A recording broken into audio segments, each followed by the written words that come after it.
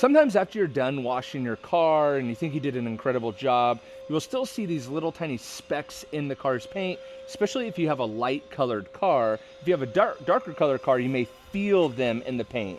And what it's gonna feel like is super rough. Now, if you have a light colored car, you're gonna be able to see all the orange and black and red dots.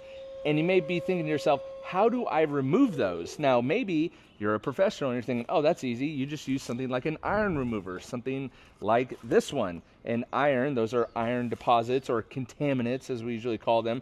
But if I use an iron remover, do I still need to clay bar? So there's two ways that you can go about removing these. One is a liquid, and then one would be more of the traditional way, which would be like a wash mitt or a clay mitt like this nanoskin one, or would be a traditional clay bar, and you would have to use some lubrication and glide this along the surface.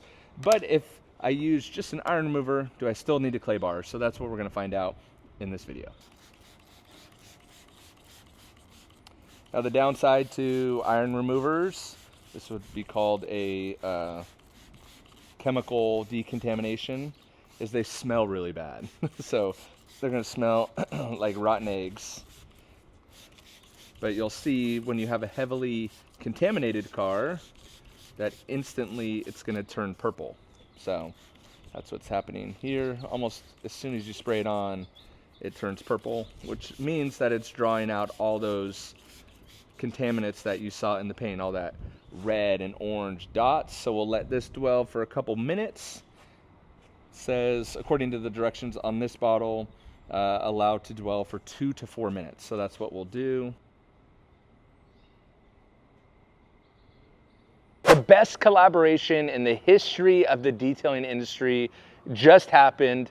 That's right, Amazon / Jimbo's Detailing. All my Jimbo's Detailing products are now up on Amazon. So if you're a Prime shopper, you can get free shipping over on Amazon. I'll make sure to link below, but Jimbo's Detailing and Amazon, the collaboration of the century. Right, and you don't want to let it dry on the surface. So it's been about 3 minutes. I'm gonna rinse it off.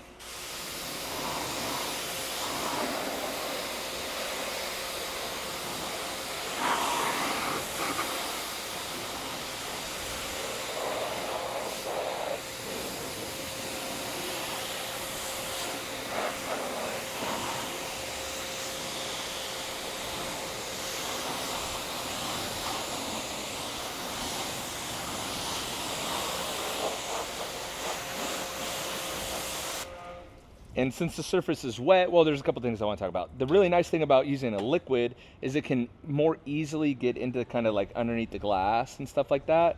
But you can still see that it does leave some specks in there. So while the car is wet, let's actually do the test like this.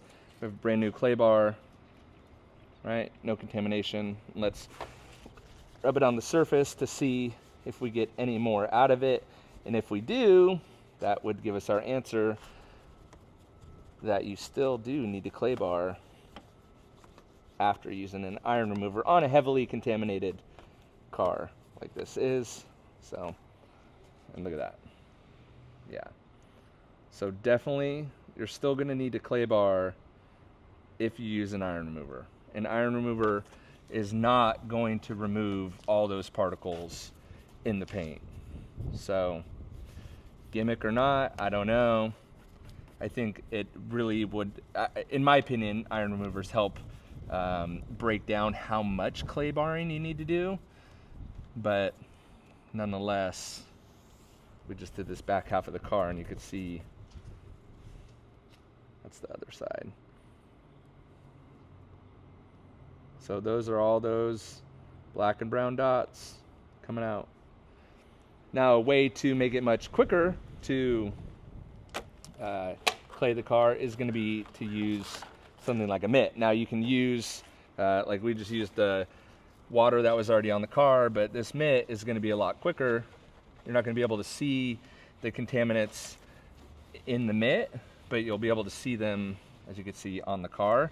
But this is going to be a much quicker way to decontaminate everything than the traditional clay bar. It's going to be a lot quicker. And then you could rinse these out too, because if you drop it on the ground, you could rinse it unlike the traditional clay bar that if you drop on the ground, it's going to pick up all those rocks too. So not only did we have purple before, but now we got brown. Those are all the contaminants coming out. And so you're gonna want to do this even after a clay bar, after a, iron remover. And then your clay bar is your last step. Then you're gonna want to follow up with some sort of paint protection so that you don't get those dots again as quickly.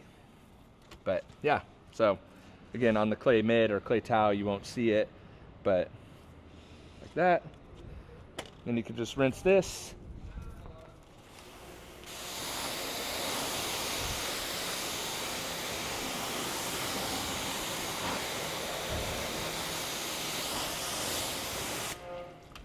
And then let me dry it and show you.